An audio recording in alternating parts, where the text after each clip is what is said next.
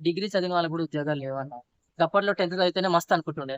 చాలా మంది ఏమంటున్నారంటే పవన్ కళ్యాణ్ ఎమ్మెల్యేగా గెలిస్తే రేపు మంత్రి పదవి అడగచ్చు, తను కూడా రాజకీయంగా బలపడతాడు. సో తనకు నెక్స్ట్ ఎలక్షన్స్ లో ఎఫెక్ట్ అవ్వచ్చు. అందువల్ల పవన్ కళ్యాణ్ ని మన టీడీపీ ఓడించే అవకాశాలు ఉన్నాయంటున్నారు. దానిపైన మీ ఒపీనియన్ ఏంటి? లేదండి, అట్లేం లేదు. మన పవన్ కళ్యాణ్ కి ఇండస్ట్రీ సపోర్ట్ ఎంత ఉందో పాలిటిక్స్ సైడ్ కూడా అంతే సపోర్ట్ ఉంది ఖచ్చితంగా. ఆయన పేరు కోసం అయితే రాలేదు. ఆయన నిజంగా ఆయన ఏం చేద్దాం అనుకున్నా ఆయనకే ఉంది. ఎవరో చొప్పించుకొని కొడతాడు, పిచ్చి దాంట్లోకి ఏదేదో వాగుతాడు, అది కాదు.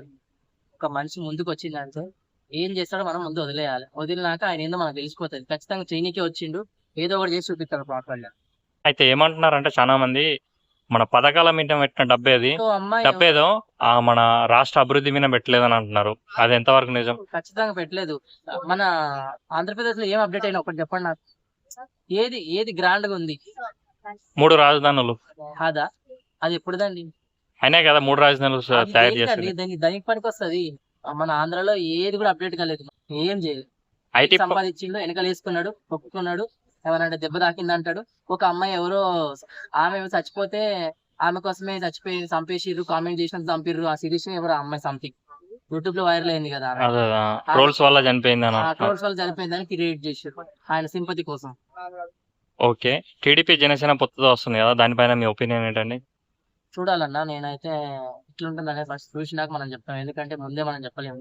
ఓకే, పిఠాపురంలో పవన్ కళ్యాణ్ ఎమ్మెల్యేగా గెలుస్తాడా? ఖచ్చితంగా గెలిచే అవకాశం ఉంది. పవన్ కళ్యాణ్ దగ్గర నుంచి మీరు ఎలాంటి డెవలప్మెంట్ ఎక్స్పెక్ట్ చేస్తున్నారు? పవన్ కళ్యాణ్ నుంచి ఎక్స్పెక్టేషన్ ఉద్యోగ అవకాశాలు కానీ ఉద్యోగాలు మెయిన్. డిగ్రీ చదివిన వాళ్ళకి కూడా ఉద్యోగాలు లేవన్న. అప్పట్లో 10th చదివితేనే మస్తు అనుకుంటుండే. ఇప్పుడు డిగ్రీ చదివినా కూడా లాభం లేదు.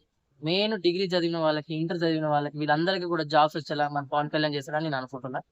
ఓకే, పవన్ కళ్యాణ్ పిఠాపురంలో నిలబడడానికి ప్రత్యేకమైన కారణం అంటే ఏం చెప్తారండి మీరు? చాలా మంది ఏమంటున్నారంటే అక్కడ కాపు సామాజిక వర్గం ఎక్కువగా ఉంది, సో అందువల్ల కులం ఓట్లు పడి తను గెలిచే అవకాశం ఉందని చెప్పి అక్కడ నిల్చున్నారు అంటారు. అదే నిజం కదా, 100% అదే నిజం. అంటే తను ఏమన్నాడంటే కులం చూడం మతం చూడం అన్నట్టు మాట్లాడాడు కదా. అవును, సో ఇప్పుడు మళ్ళీ కులం ఓట్ల కోసమే అక్కడికి వెళ్ళడం ఎంతవరకు కరెక్ట్ అంటారు?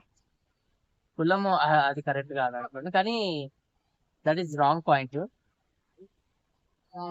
చూద్దాం. సో ఇప్పుడు పవన్ కళ్యాణ్ పిఠాపురంలో గెలిచే అవకాశాలు ఉన్నాయా? ఖచ్చితంగా 99% గెలిచే అవకాశాలు ఉన్నాయి. 1% చూద్దాం. మన కులం గిలం అంటున్నారు కాబట్టి 1% డౌట్. ఓకే, 99% గెలిచే అవకాశం. ఓకే.